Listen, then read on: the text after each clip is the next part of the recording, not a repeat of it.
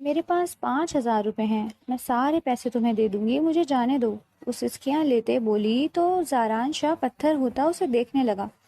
وہ ڈرتے ڈرتے زندگی میں پہلی بار حویلی سے باہر نکلی تھی، کیونکہ اس کی خان حویلی میں کوئی حیثیت نہیں تھی، کیونکہ اس کی ماں نے اس کے باپ کے ساتھ بھاگ کر شادی کی تھی۔ آج تک کسی نے قبول نہیں کیا تھا، بلکہ وہ صرف چچیوں کے ظلم کا شکار ہوتے آخر میں حویلی سے بھاگی تھی۔ پر خان حویلی کے سب سے بڑے دشمن کے ہاتھ لگی تھی۔ وہ جو کچھ اذیت نہ کرنے کا ارادہ رکھتا تھا، اس کی معصومیت میں دیکھ پتھر ہو گیا تھا۔ اتنے سارے پیسے کہاں سے آئے؟ اس کی معصومیت کو دیکھتے زارا نے دلچسپی سے پوچھا۔ میں کیسے جاؤں؟ وہ زونی کی طرف دیکھتی حیران ہونے کے ساتھ ساتھ پریشان بھی ہوئی۔ کیا مطلب کیسے؟ پیروں سے چل کر؟ اب کیا تمہارے لیے حویلی میں لفٹ لگوا دیں؟ زونی بولی تو وہاں بیٹھی ساری لڑکیاں ہنسنے لگی۔ وردہ کی آنکھوں میں آنسو بھر آئے۔ وہ سب اس کے اپنے تھے، چچا زاد، پھپھو زاد، لیکن ان میں سے کسی کے دل میں بھی اس کے لیے محبت تو کیا انسانیت کا جذبہ بھی نہیں تھا۔ وہ یہاں بیٹھی سب لڑکیوں سے عمر میں چھوٹی تھی، دبلی پتلی گوری چٹی خوبصورت تھی، مگر یہاں کے مکینوں نے اس کی اصل خوبصورتی کو اپنے جبر تلے چھپا دیا تھا۔ جسم پر پرانا لباس، پتہ نہیں ان میں سے کون سی لڑکی کا اترن تھا۔ لیکن زونی آپی، مجھے ڈر لگتا ہے۔ ڈر کیسا؟ تم خود کسی چڑیل سے کم ہو؟ وہ مذاق اڑاتے ہوئے بولی تو وہاں پھر سے کہکہوں کا طوفان اٹھا تھا۔ آپ نے کہا کہ آپ مجھے اپنے ساتھ کھیل میں شامل کرنا چاہتی ہیں؟ بہت شوق کے باوجود بھی آنسو بہہ ہی گئے۔ ایک تو تم فوراً رونا شروع کر دیتی ہو، ذرا اپنی ماما جیسی بنو نا۔ وردہ کیسے وہ رات کے اندھیرے میں اپنا گھر چھوڑ کر تمہارے بابا کے ساتھ بھاگ گئی تھی، اور تم حویلی کے پیچھے باغ تک جا کر ہمارے لیے ذرا سے امرود نہیں توڑ لا سکتی؟ وردہ کے رونے میں مزید شدت آ گئی۔ اچھا بابا، نہیں لانے تو مت لاؤ، جاؤ ہم سب کے لیے چائے بنا کر لاؤ۔ کتنے لوگ ہیں؟ 1 منٹ گننے دو۔ زونی گننے لگی۔ 1 2 3، اس نے گنتے ہوئے کہا۔ 7 کپ چائے بنا کر لاؤ۔ ٹھیک ہے، وہ تابیداری سے کہتی آنسو صاف کرتی وہاں سے نکل آئی۔ دل چاہ رہا تھا پھوٹ پھوٹ کر رو دے۔ اسے اتنی بڑی حویلی میں کہیں بھی اس کے لیے جگہ نہیں تھی۔ وہ سبھی ظالم اور مغرور تھے۔ وہ اپنی قسمت پر خفا ہوتی کچن میں چائے چڑھا رہی تھی۔ چہرے پر بلا کی اداسی تھی۔ اس نے چند موقعوں پر ہی حویلی کے باہر کی دنیا دیکھی تھی، گاؤں میں بھی چند ایک ہی دفعہ گئی تھی، ورنہ بچپن سے آج تک اس کی ساری دنیا اس حویلی کے 4 دیواری میں ہی قید تھی۔ اسے اس عالیشان حویلی سے نفرت تھی، اتنی نفرت کہ اسے ایک موقع ملتا تو وہ اس شاہ حویلی سے اتنا دور چلی جاتی کہ قیامت تک پلٹ کر واپس نہ آتی۔ لیکن اصل مسئلہ ہی یہی تھا کہ اس کی پہنچ کہیں تک نہ تھی۔ عید کے عید 2 سوٹ اور کچھ ضرورت کی چیزیں ملتی، کبھی کبھار کسی کو وہ یاد ہوتی تو اس کے لیے کچھ نہ کچھ لے آتے، لیکن ایسا عموماً کم ہی ہوتا تھا۔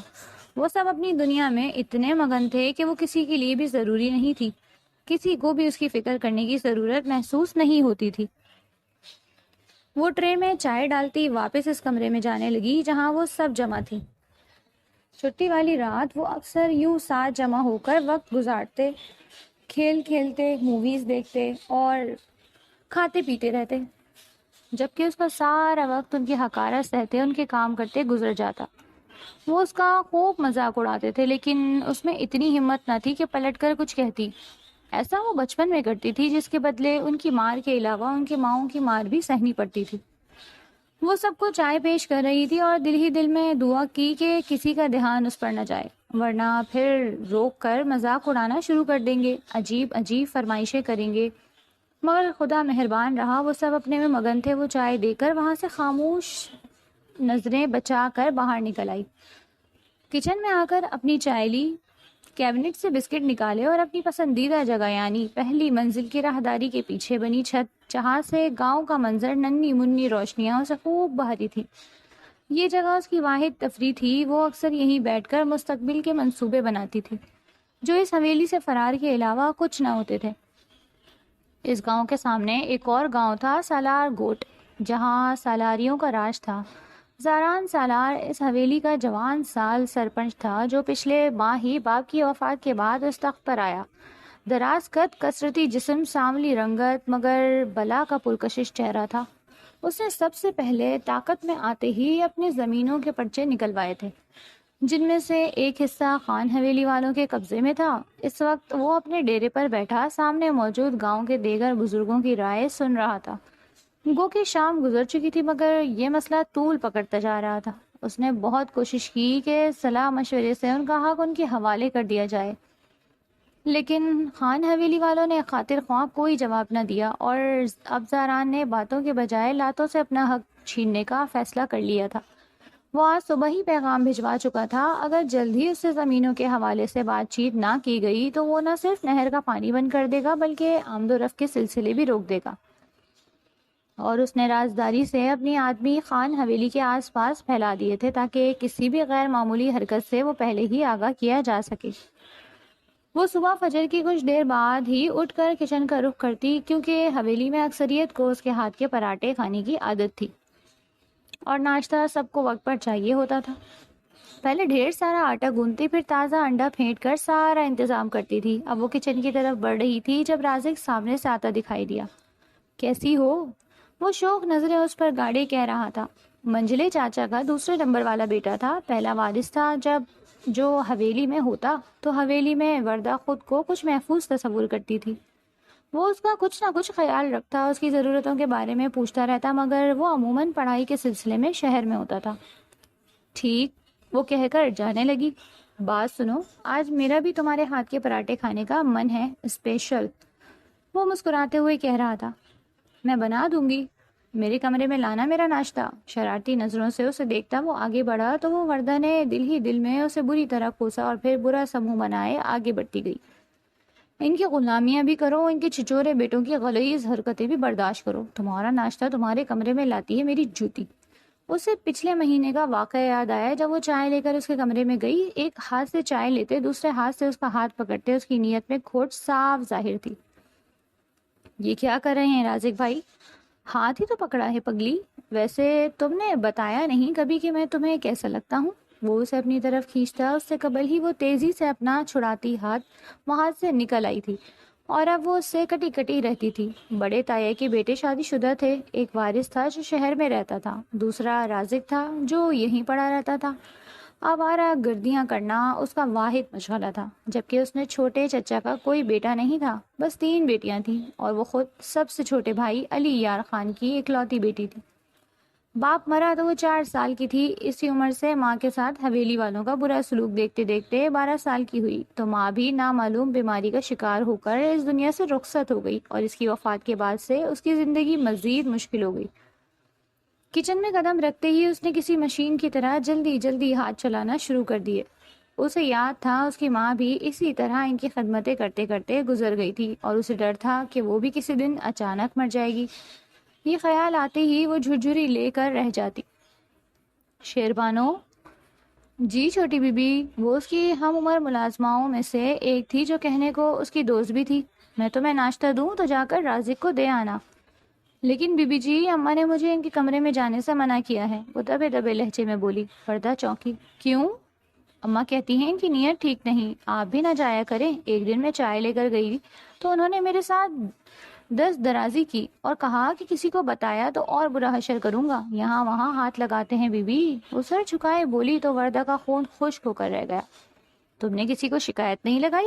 زلیخا چچی سے کہنا تھا نا۔ مجھے ڈر لگتا ہے بی بی جی، وہ نم آنکھوں کو رگڑتے بولی۔ آپ مجھے کوئی اور کام بول دیں، وہ اس کے سامنے سر جھکائے کھڑی کہہ رہی تھی۔ اچھا ٹھیک ہے رہنے دو۔ اس کے کاندھے پر ہاتھ رکھتی وہ اپنا کام کرنے لگی۔ ناشتہ بناتے اس نے ٹرے میں انڈا، چائے اور پراٹھے رکھے، پھر کسی ملازم کی تلاش میں نظریں بھٹکاتی کچن سے نکلی۔ سامنے ہی عطا کھڑا دکھائی دیا جو شاید دوپہر کے کھانے کے لیے گوشت سبزی لایا تھا۔ عطا بھائی؟ جی بی بی؟ یہ ناشتہ پہنچا دے رازق بھائی کے کمرے تک۔ جی بی بی۔ وہ ٹرے لیے وہاں سے چلا گیا اور وہ باقیوں کے ناشتہ تیار کرنے کچن میں واپس آ گئی۔ ابھی کچھ دیر ہی گزری تھی جب رازق ہاتھ میں ٹرے لیے تن تن کرتا وہاں آیا اور ٹرے اس کے سامنے پٹک دی۔ تم سے میں نے کیا کہا تھا؟ وہ اس پر چلایا۔ آپ نے ناشتہ مانگا تھا، دھیمی آواز میں جواب دیا۔ تم لے کر کیوں نہیں آئی؟ وہ اس پر چلا رہا تھا۔ کیا میں کوئی کتا ہوں جو بکواس کرتا ہوں تمہارے آگے؟ میری بات کی کوئی اہمیت نہیں، سارے کام گھوم کے سب کے کام کرتی ہو۔ میں کوئی کام بولوں تو تم میلے کچیلے پسینے میں بھرے ملازموں کے ہاتھ میرا ناشتہ بھیجتی ہو۔ وہ اس پر دھاڑ رہا تھا، تبھی سب وہاں جمع ہو گئے۔ کیا ہوا؟ زلیخا بیگم اس کی طرف دیکھ کر پوچھ رہی تھی۔ میں یہ کیا بتائے گی ماما، میں بتاتا ہوں۔ ادھر ملازموں کے ساتھ کھڑی میری برائی کرتی ہے۔ وہ بولنا شروع ہوا تو چپ ہی نہ ہوا۔ وردہ اس کی اپنی طرف سے لگائی گئی باتوں پر حیران پریشان رہ گئی۔ تمہاری اوقات کیا ہے جو تم میرے بیٹے کے بارے میں ایسا بولو؟ ہاں؟ اسے بازو سے کھینچتے ایک تھپڑ لگاتے زلیخا بیگم نے جھنجھوڑتے ہوئے فرش پر دھکیلا تو وہ گر گئی۔ اس کی آنکھوں میں آنسو نکلنے لگے، کانوں سے احساس توہین کی وجہ سے جیسے دھواں سے خارج ہو رہا تھا۔ اپنی اوقات میں رہو ورنہ وہ حشر کروں گی کہ سارا زمانہ دیکھے گا۔ جاؤ جا کر ناشتہ تیار کرو، وہ کہتی وہاں سے چلی گئی۔ وردہ آنسو پیتی وہاں سے اٹھنے لگی، کانپتے ہاتھوں سے روٹیاں بیلتی وہ مسلسل بہتے آنسوؤں پر بند باندھنے کی کوشش کر رہی تھی۔ آپ ان پر پرچہ کیوں نہیں کرواتی چھوٹی بی بی؟ اس حویلی پر جتنا ان سب کا حق ہے آپ کا بھی تو ہے، شیر بانو دھیمے لہجے میں اس سے کہہ رہی تھی۔ میری کون سنے گا بانو، وہ بیچارگی سے بولی۔ سب سنیں گے بی بی جی، یہ سوشل میڈیا کا دور ہے، اس کی مدد سے آج کل ہر کوئی اپنی بات کہیں بھی پہنچا سکتا ہے، لیکن آپ کے پاس تو موبائل ہی نہیں، کیا آپ میرے فون سے ویڈیو بنائیں گی؟ نہیں شیربانو شکریہ، میں اپنا تماشا ساری دنیا میں نہیں بنوا سکتی، مجھ سے نہیں ہوگا۔ لیکن پھر کب تک یہ سب برداشت کرتی رہیں گی، وہ ہمدردی سے کہہ رہی تھی۔ کوئی کیس ہی کر لیں، پھر رازداری سے مشورہ دیا۔ چلی جائیں یہاں سے، نہ آپ کی عزت محفوظ ہے یہاں نہ عزت نفس، وہ بولی تو وردہ کی آنکھیں پھر آنسو بہانے لگی۔ شیربانو کے منہ سے یہ بات مزید چھپی تھی۔ دل میں درد سا اٹھا۔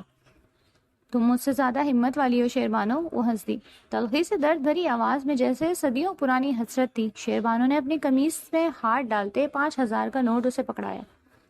یہ لے بی بی جی، اس کے ہاتھ میں دے کر اس کی مٹھی بند کر دی۔ وہ حیرت سے اپنی مٹھی کھولے 5,000 کے نوٹ کو دیکھتی رہی۔ زندگی میں پہلی دفعہ اس نے 5,000 کے نوٹ کو چھوا تھا۔ یہ تمہیں کہاں سے ملا؟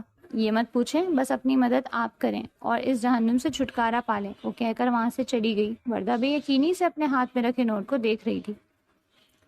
شام کا پہر تھا جب وہ اپنی پسندیدہ جگہ پر بیٹھی، دور اڑتے پنچھیوں کو دیکھ ان کی قسمت پر، ان کی آزادی پر رشک کر رہی تھی۔ چہرے پر تھپڑ کا نشان واضح تھا، تبھی آہٹ پر اس نے پلٹ کر دیکھا، سامنے وارث کھڑا تھا۔ پینٹ شرٹ میں ملبوس، بالوں کو سلیقے سے بنائے از شیف، وہ خوبرو جوان تھا۔ کیسی ہو میڈم؟ کہاں گم ہو؟ صبح سے آیا ہوں، نظر ہی نہیں آئی، وہ وہیں سینے پر ہاتھ باندھے خوش اخلاقی سے پوچھ رہا تھا۔ وہ واحد تھا جس کے لہجے میں اس سے بات کرتے ہوئے کوئی حقارت تحکم نہیں ہوا کرتا تھا۔ آپ کب آئے؟ وہ خوش دلی سے مسکرائی، اسے دیکھ کر اچھا لگتا تھا۔ 11 بجے آیا، تم کدھر تھیں؟ میں یہیں، اس نے خاطر خواہ کوشش کی کہ اپنے چہرے پر چھپے تھپڑ کا نشان چھپا لے۔ پتا تھا یہیں ہوگی، اس لیے یہیں آ گیا ہوں، یہ لو۔ اس نے ہاتھ بڑھایا تو یہ خوبصورت بریسلٹ تھا۔ زونی نے فرمائش کی تھی، سوچا تمہارے لیے بھی ایسا لے لوں۔ اس نے جھجکتے ہوئے تھاما اور چمکتی آنکھوں سے اسے دیکھنے لگی۔ شکریہ۔ چہرے پر کیا ہوا، کسی نے مارا ہے؟ وہ ایک دم فکر مندی سے کہتا، غور سے اس کا چہرہ دیکھنے لگا تو احساس ذلت سے اس کی آنکھیں بھر آئیں۔ کچھ ہوا تھا؟ اس نے اپنی ساری کتا اس کے گوش گزار کی تو وہ تعصب سے اسے دیکھے گیا۔ تم کب اپنے لیے سٹینڈ لوگی وردہ؟ مضبوط بنو، یہ تمہارا بھی گھر ہے، موقع کیوں دیتی ہو سب کو؟ وہ جانتی تھی وہ خود اعتمادی اور مضبوطی پر لمبا لیکچر دے گا، لیکن وہ اکثر سوچتی تھی کہ وہ کبھی اس کے لیے سٹینڈ کیوں نہیں لیتا، مگر پھر یہ سوچ کر خود کو تسلی دیتی کہ شاید وہ نہیں چاہتا کہ وہ مزید اس کی وجہ سے بھی گھر والوں کے عتاب کا شکار بنے۔ آپ کتنے دن کے لیے آئے ہیں؟ میں 2 ہفتے کے لیے آیا ہوں۔ یہ سنتے ہی اس کی آنکھیں چمک اٹھی۔ آپ کے لیے چائے بناؤں، ادرک اور الائچی والی؟ وہ ایک دم پرجوش سے پوچھ رہی تھی۔ اس نے اس بات میں سر ہلایا۔ ٹھیک ہے، میں لے کر آتی ہوں۔ آپ کے کمرے میں لے آؤں؟ ہاں کمرے میں لے آنا، وہ کہہ کر وہاں سے چل دیا تو وہ بھی خوشی خوشی کچن کی طرف بڑھنے لگی۔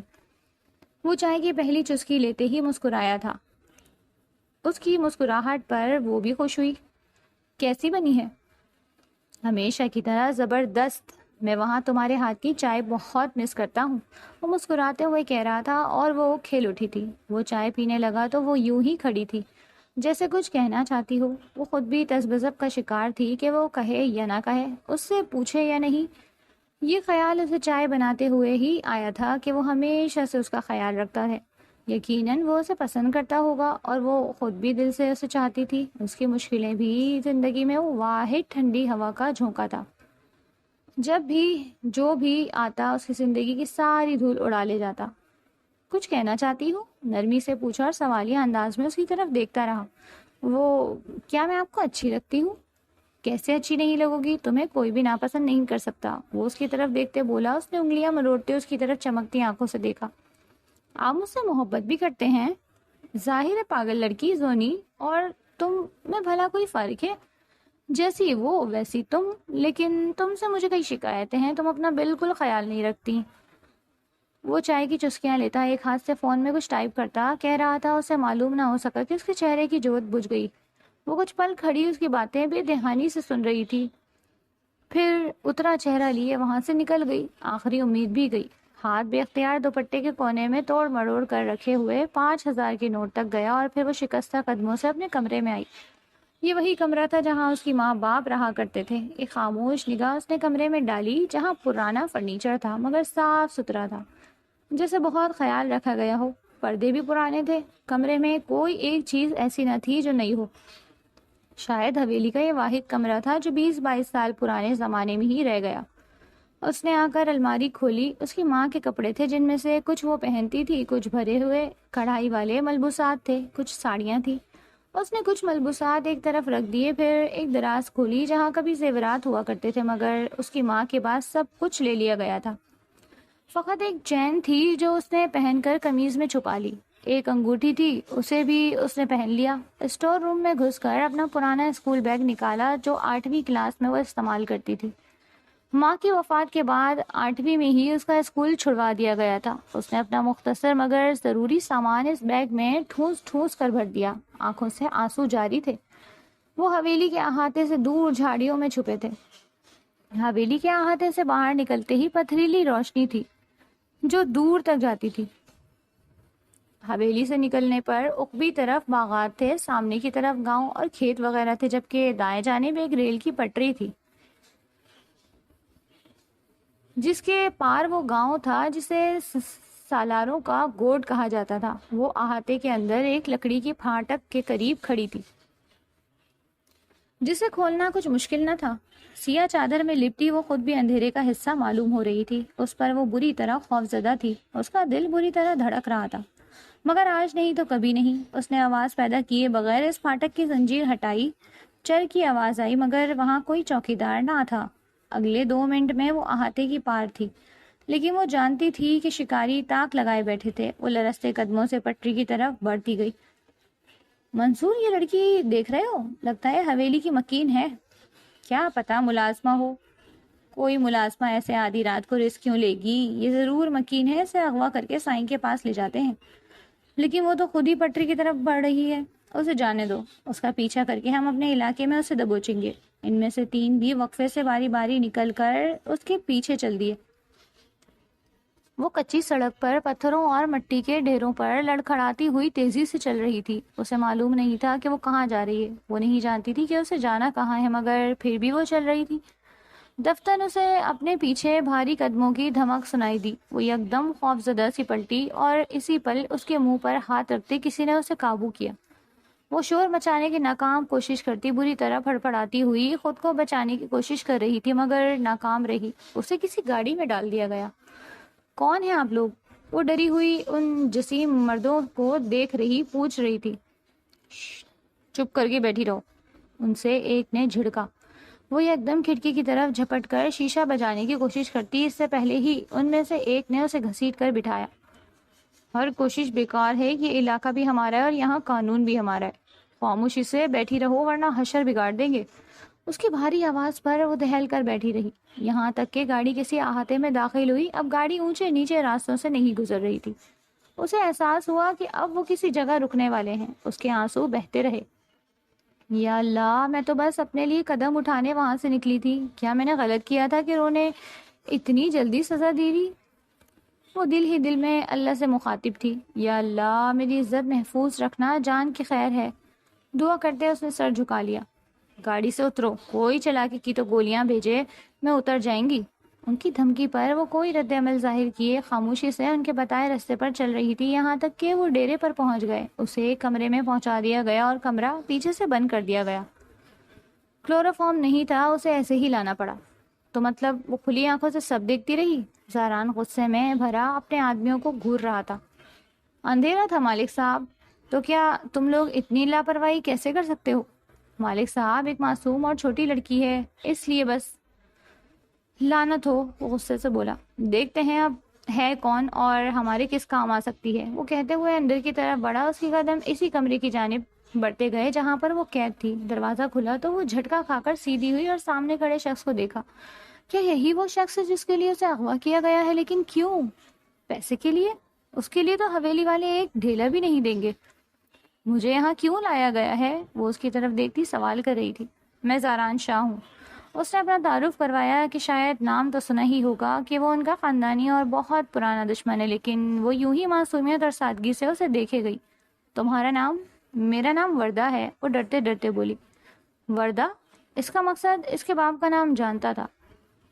وردہ علی یار خان، اس نے بتایا تو وہ ایک آئیبرو اچکائے طنزیہ انداز میں مسکرایا. اس کے اندر پر وہ وردہ کا دل مزید ڈوبا.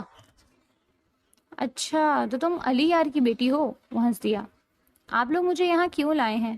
ہم تمہیں یہاں اس لیے لائے ہیں کیونکہ ہمارے بہت حساب نکلتے ہیں تمہاری طرف. وہ قدم قدم چلتا اس کے عین سامنے رکا اور دونوں ہاتھ اپنی پیٹھ پر باندھتا اس کی طرف جھکا تو وہ پیچھے کھسکی.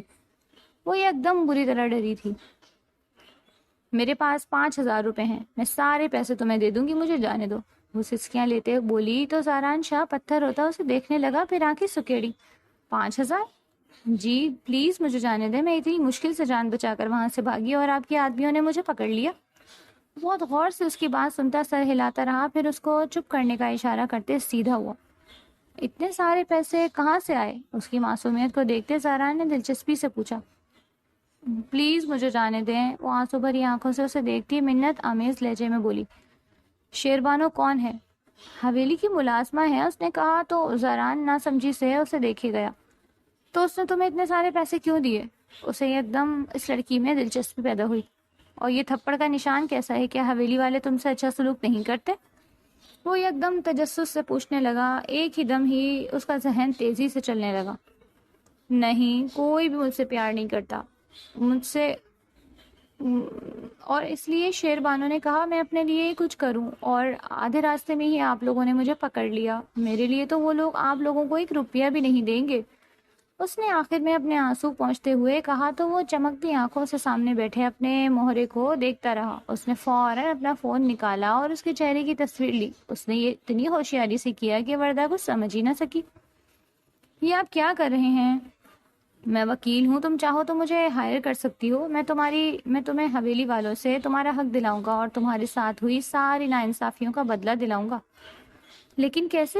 وہ بے یقینی سے پوچھ رہی تھی. کیونکہ معصوم لڑکی، میں ایک وکیل بھی ہوں. اس نے وردہ کی معلومات میں اضافہ کیا.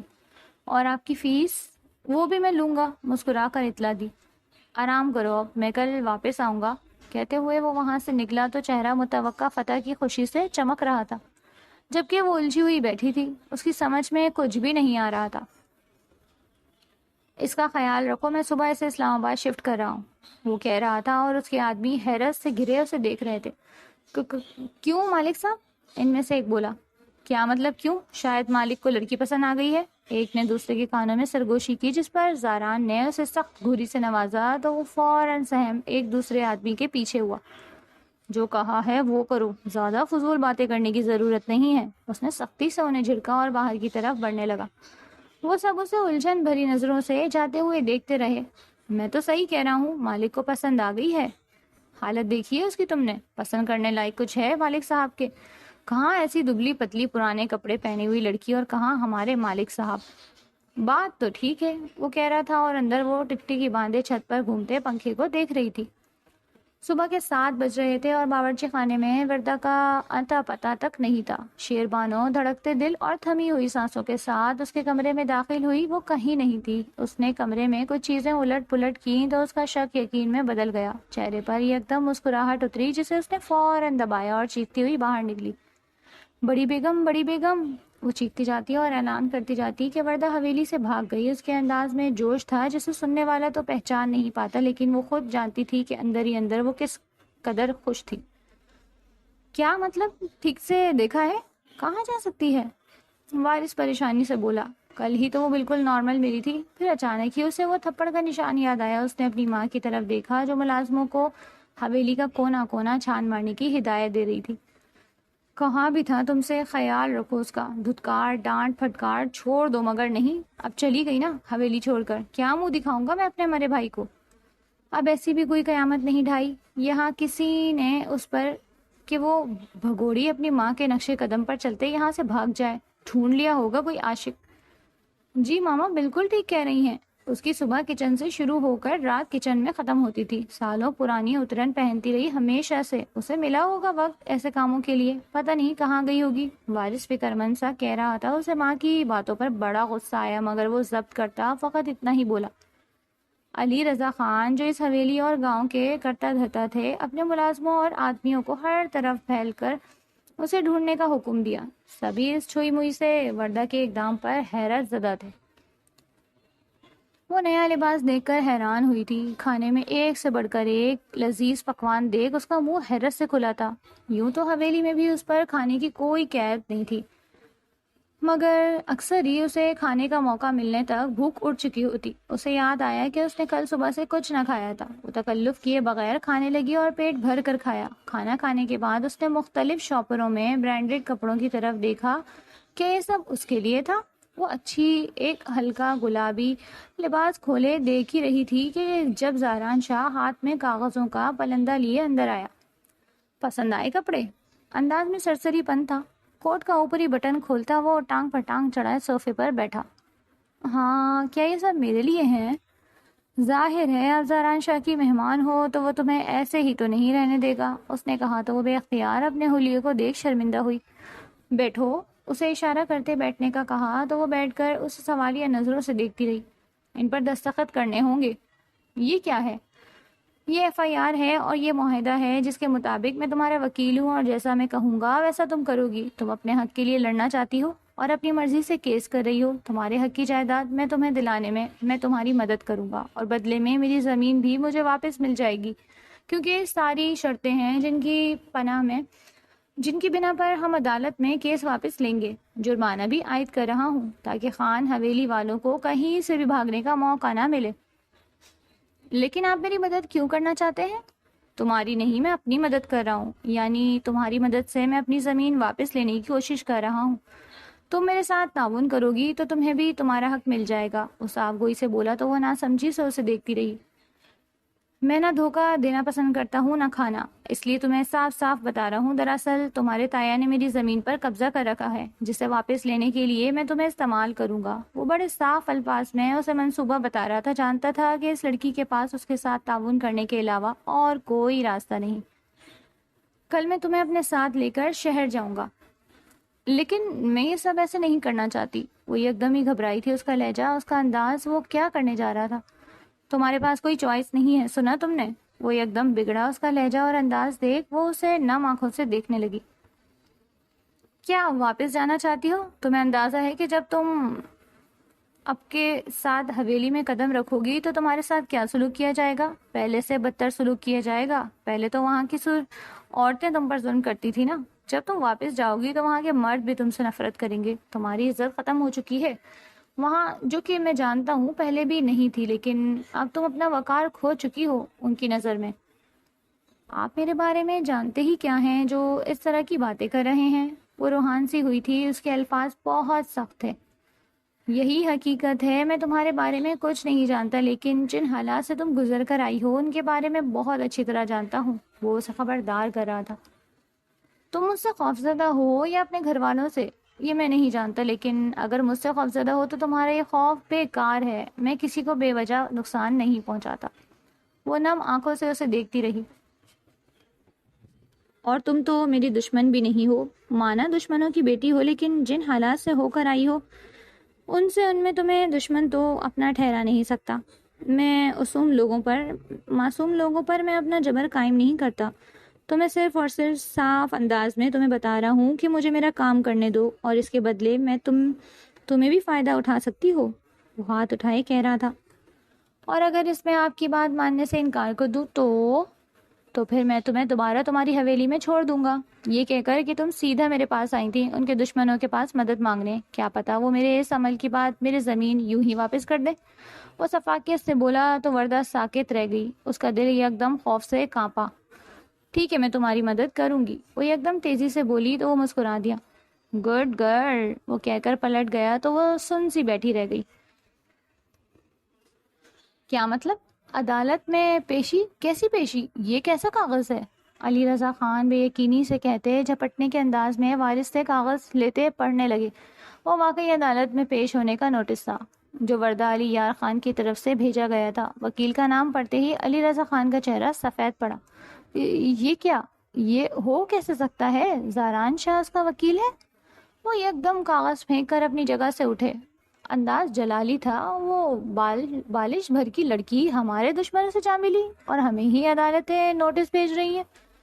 وہ ایک دم چلائے تو وارث ایک پل کو دہل کر رہ گیا۔ تبھی وہاں زلیخا بیگم اور اسما بیگم اپنے شوہر فرید علی خان کے ساتھ آئیں اور صورتحال جانتے ہی وہ سب اکا بکا رہ گئے۔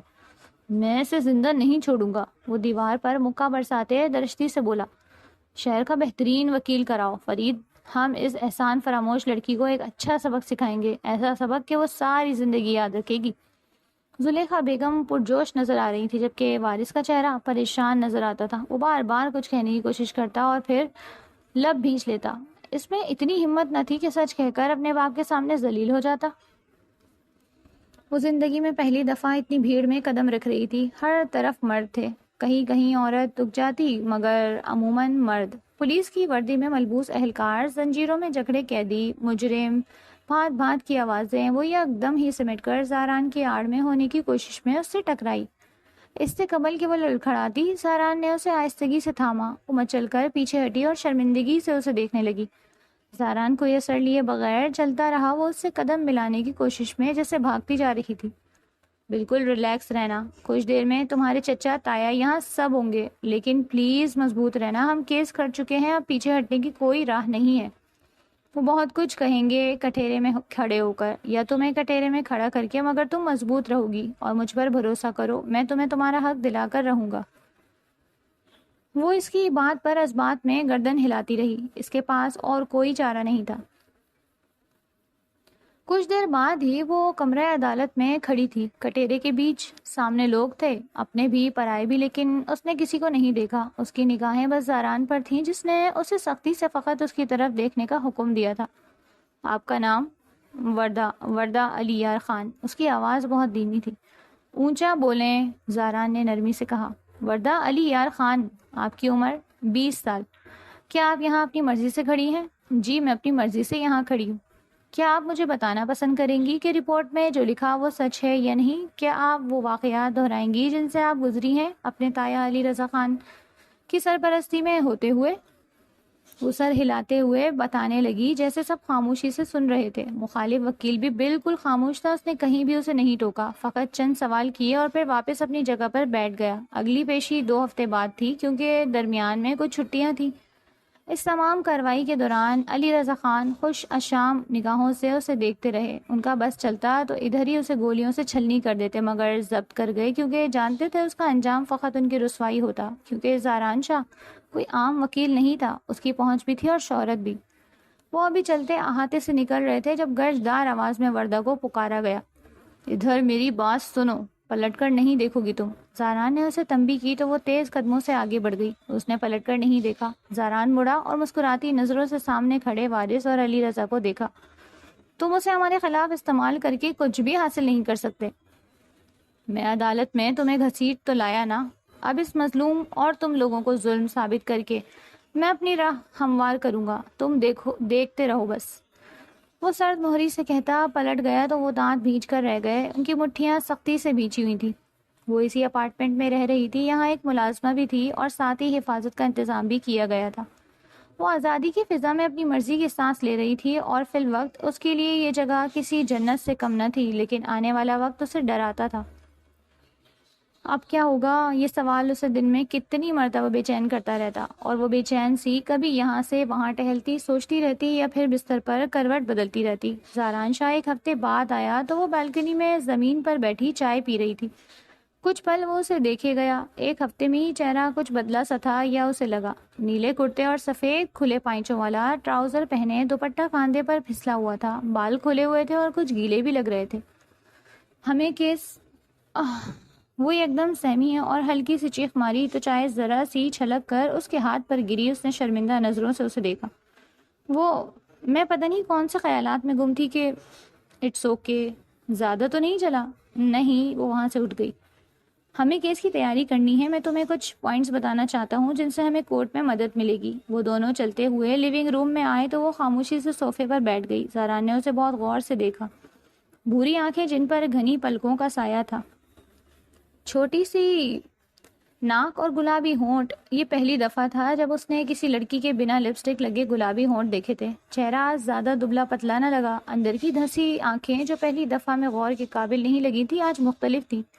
بس ایک ہفتے کے اندر ہی اس میں یہ تبدیلی آ گئی. تو اس حویلی میں اس کے ساتھ کیا سلوک روا رکھا گیا ہوگا کہ وہ پھول مرجایا ہی رہا, کھل ہی نہ سکا. وہ اس پر سے نظریں ہٹاتا اسے کیس کے متعلق بتانے لگا. جن باتوں کے بارے میں وہ سوچ رہا تھا وہ وردہ اعتراض کرے گی, انہیں کورٹ میں ظاہر کرنے سے منع کرے گی, ایسا کچھ نہ ہوا. وہ تمام باتوں کے دوران بس تابعداری سے سر ہلاتی رہی. زاران 2 گھنٹے بعد وہاں سے چلا گیا تو پھر وہ اور اس کی تنہائی تھے جو دن رات ہمجولیوں کی طرح ایک دوسرے سے گفتگو کرتے رہے. عدالت میں آج دوسری پیشی تھی اور زاران آج ہی کیس کو نمٹانے کی نیت سے پوری تیاری کے ساتھ آیا. وہ گلابی لمبی قمیض پہنے, سفید دوپٹہ سر پہ لیے, کاندھوں پر سیاہ چادر ڈالے, اس کی آڑ میں بس اس کے قدموں کے پیچھے چلتی جا رہی تھی. مختلف راستوں سے ہوتے وہ اچانک ہی ایک چیمبر کے پاس رکا تو وہ پیچھے سے آتی اس کی پشت سے بری طرح ٹکرائی. اس سے پہلے کہ توازن بگڑتا وہ گرتی زاران نے ہاتھ پیچھے کرتے اس کا بازو پکڑے اسے اپنے سامنے لا کھڑا کیا.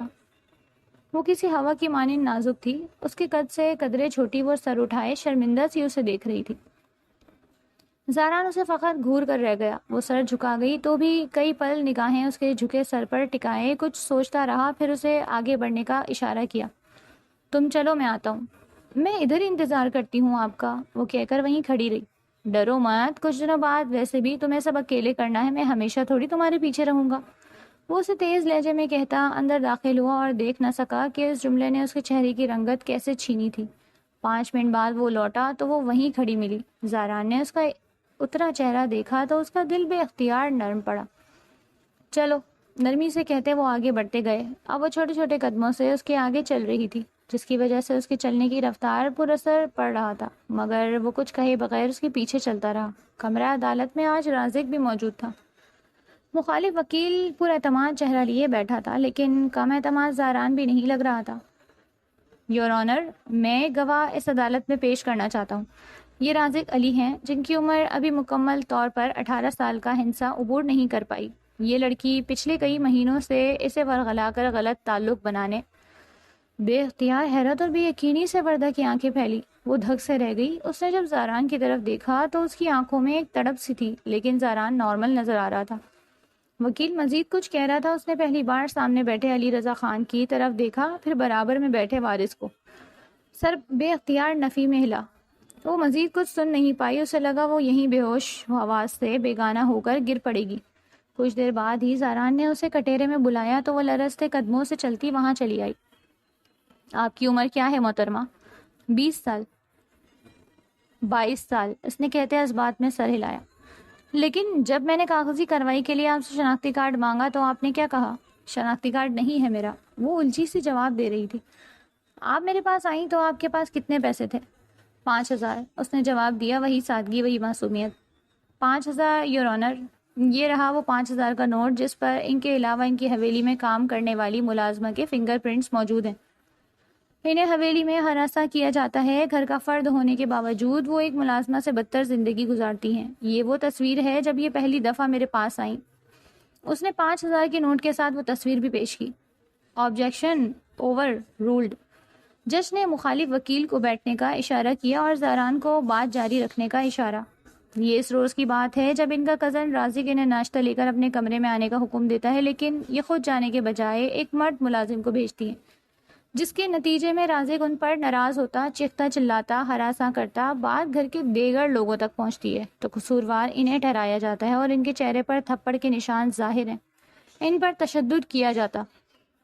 وردہ کے آنسو بہنے لگے. علی رضا خان لب بھینچے بیٹھے تھے. اور یہ نئی بات نہیں ہے, یہ آج نہیں 10 سال سے چلا آ رہا ہے۔ جب سے مس وردہ کی والدہ اس دنیا سے رخصت ہوئی ہیں، انہوں نے حویلی میں ملازموں سے بدتر زندگی گزارنے کے ساتھ ساتھ نہ صرف گھر کے لوگوں کے مظالم سہے، بلکہ گھر کے بچوں کے لیے ایک یتیم بچی کھلونا بن کر رہ گئی۔ یہ کچھ ویڈیوز ہیں جو ہمیں ان کے گھر کی دیگر خواتین کے فون سے پوسٹڈ ملی ہیں، جس کے پس منظر میں کہیں نہ کہیں وردہ دکھ رہی ہے، اور ہر جگہ ایک مظلوم کی صورت میں۔ تحفظ کی یقین دہانی پر ایک ملازمہ کا بیان ریکارڈ کیا گیا ہے، جسے میں یہاں پیش کرنا چاہوں گا۔ وہ بولا اور ریکارڈنگ عدالت کو پیش کی۔ اگلے چند لمحوں میں وہاں شہر بانوں کا بیان گونج رہا تھا۔ وردہ کے چہرے پر سکون پھیلتا گیا۔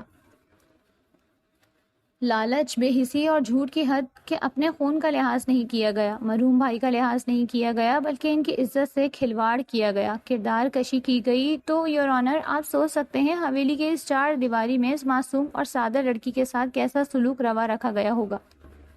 میں عدالت سے درخواست کرتا ہوں کہ میرے موکلہ کے ساتھ انصاف کیا جائے، انہیں ان کا حق دیا جائے، انہیں ان کا حصہ دیا جائے، اور نہ صرف حق بلکہ سالوں سے جاری جبر کا جرمانہ ادا کیا جائے۔ آپ کچھ کہنا چاہیں گے؟ جج نے مخالف وکیل سے پوچھا تو وہ مزید الزامات کا پلندہ لیے اٹھ کھڑا ہوا، مگر جج متاثر نہ ہوا۔ جج نے فیصلہ اگلی تاریخ تک محفوظ کر کے عدالت برخاست کر دی۔ وہ دونوں نپے تلے قدموں سے احاطے سے نکلے۔ وہ خاموشی سے گاڑی میں سوار ہو گئی۔ شکریہ، زاران کے گاڑی میں سوار ہوتے ہی اس نے دھیمے لہجے میں کہا تو وہ فقط آنکھوں سے جواب دیتا۔ گاڑی سٹارٹ کرنے لگا۔ پیچھے محافظوں کی گاڑی ان کے تعاقب میں تھی۔ وہ اسے اپارٹمنٹ میں چھوڑ کر خود وہاں سے چلا آیا، یہ جانے بغیر کہ وہ اس معصوم لڑکی کے دل میں اپنی محبت کا بیج بو آیا ہے۔ اگلی تاریخ پر وہ اسے لینے آیا تو وردہ نے اسے ایک گہرا نیلا مفلر پیش کیا جسے وہ سوالیہ نظروں سے دیکھ رہا تھا۔ میرے لیے لڑنے کا شکریہ، میں نے یہ آپ کے لیے بنایا ہے، وہ چمکتی آنکھوں سے اسے دیکھتی دھیمے لہجے میں کہہ رہی تھی۔ اس کے انداز میں جھجک تھی۔ زاران نے دلچسپی سے اسے اور پھر مفلر کو دیکھا جو بہت صفائی سے بنایا گیا تھا۔ اس نے وہ مفلر پکڑتے نرم نگاہوں سے اس کی آنکھوں میں دیکھا تو وہ نظریں جھکا گئی۔ مجھے پورا یقین ہے فیصلہ ہمارے حق میں ہوگا۔ جب تک تمہارا حق ادا نہیں ہو جاتا تم یہاں رہ سکتی ہو، تمہیں کسی چیز کی کمی نہیں ہوگی۔ اور اس کے بعد وہ ایک دم پریشان ہوتی دکھائی دی۔ اس کے بعد تم اپنی دوست شہربانوں کے ساتھ اپنی نئی زندگی کی طرف بڑھ سکتی ہو۔ ظاہر ہے میں ہمیشہ تمہارے ساتھ نہیں رہوں گا، اس نے کہا تو وہ ایک دم بجھ گئی۔ آنکھیں اداس ہوئیں، وہ خاموش نگاہوں سے اسے دیکھ گئی، پھر آہستہ سے اس بات میں گردن ہلاتی اس کے ساتھ چلتی باہر آئی۔ زاران نے اس کے اترے ہوئے چہرے کو دیکھا۔ وہ سر جھکائے اپنی نازک انگلیوں کو مروڑتی پتہ نہیں کیا سوچ رہی تھی۔ زاران نے نگاہیں پھیر لی۔ ان کی توقع کے مطابق فیصلہ اس کے حق میں دیا گیا۔ حق تلفی کا جرمانہ 10 کروڑ اور تمام اثاثوں کا 35% جلد از جلد محترمہ وردہ ولد علی یار خان کو ادا کریں۔ علی رضا خان انتظار میں تھے کہ جج اپنی تقریر ختم کرے، وہ اٹھ کر یہاں سے جائیں۔ وارث آج نہیں تھا۔ فرید علی خان وہیں خاموشی سے بیٹھے وردہ کو دیکھ رہے تھے، جس نے ایک مرتبہ بھی ان کی طرف نہیں دیکھا۔ عدالت برخاست ہوتے ہی وہ چپ چاپ جا کر گاڑی میں بیٹھ گئی تھی، جبکہ زاران وہیں تھا۔ علی رضا خان، آپ یہ ساری رقم 25 دن کے اندر ہمیں ادا کریں گے۔ وہ عدالتی کاغذ ان کی آنکھوں سے سامنے لہرا رہا تھا۔ اور میری زمین کے لیے میں جلد آؤں گا۔ پہلے میں نے سوچا تھا اسے بھی اس کیس میں جوڑ کر ہیرا پھیری کر کے اپنی زمین واپس لے لوں، لیکن اتنے وقت بعد قانون کے پاس آیا تو ارادہ بدل لیا۔ ہیرا پھیری سے نہیں، پورے حق سے کیس کر کے اپنی زمین واپس لوں گا۔ تمہیں مل جائے گی تمہاری زمین، جلد ہی کاغذ مل جائے گا تمہیں۔ وہ نفرت سے اس کا چہرہ دیکھتے اس کے ہاتھ سے کاغذ چھینتے آگے بڑھے تو وہ بے اختیار ہنس دیا۔ گردن گھمائے گاڑی کی طرف دیکھا تو وہ کھڑکی کے پار خلا کو گھور رہی تھی۔ وہ قدم قدم چلتا اس کے قریب آیا۔ مبارک ہو، وہ فقط مسکرا دی۔ جس اپارٹمنٹ میں ابھی میں ٹھہری ہوئی وہ پوری بلڈنگ آپ کی ہے نا؟ کیا آپ مجھے کرایہ دار کے طور پر ایک اپارٹمنٹ دے سکتے ہیں؟ اس کی گاڑی میں سوار ہوتی ہی وردہ نے جھجکتے ہوئے پوچھا۔ زاران نے ایک گہری نگاہ اس پر ڈالی اور مسکراہٹ دباتا اسے دیکھے گیا۔ کتنا کرایہ دو گی اور میری فیس؟ وہ بظاہر سنجیدگی سے بولا۔ میں آپ کو دے دوں گی فیس اور کرایہ جتنا بنتا ہے۔ تم نے تو میرا سارا پلان فیل کر دیا۔ پھر بڑبڑایا اور تعصب سے اس کی طرف دیکھا۔ کون سا پلان؟ وہ الجھن بھرے انداز میں پوچھ رہی تھی۔ تمہاری نئی نئی دولت پر قبضہ کرنے کے لیے سوچا تم سے شادی کر لوں، مگر تم تو کرایہ اور فیس پر تڑخا رہی ہو۔ خیر، وہ ایک دم بے یقینی سے اسے دیکھنے لگی، چہرہ سرخ پڑا اور نگاہیں جھکاتے گلا کھنکار کر بولی، آپ کا پلان زیادہ ٹھیک ہے۔ وہ اتنی معصومیت اور سادگی سے بولی کہ زاران کہکا لگا کر ہنستا ہی چلا گیا۔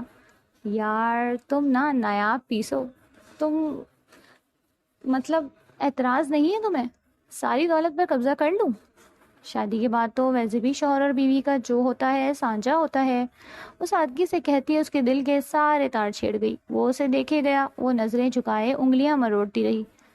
جب تم نے مجھے اپنے 5,000 یعنی کل متا پکڑانے کی کوشش کی تھی نا، تب سے ہی میرا دل تمہاری معصومیت پر اٹک گیا. چاہ کر بھی میں وہ سب نہیں کر پایا جو کرنے کا سوچا تھا. کیا سوچا تھا؟ تمہیں استعمال کرنے کا. ذرا سا بھی نہیں کر پایا. وہ اسے نرمی سے دیکھتا کہہ رہا تھا. وہ بے اختیار مسکرائی اور نظریں اٹھائے اسے دیکھنے لگی پورے اطمینان اور سکون سے. کیا یہی وہ صبر کا پھل تھا جس کی وہ پچھلے کئی سالوں سے منتظر تھی؟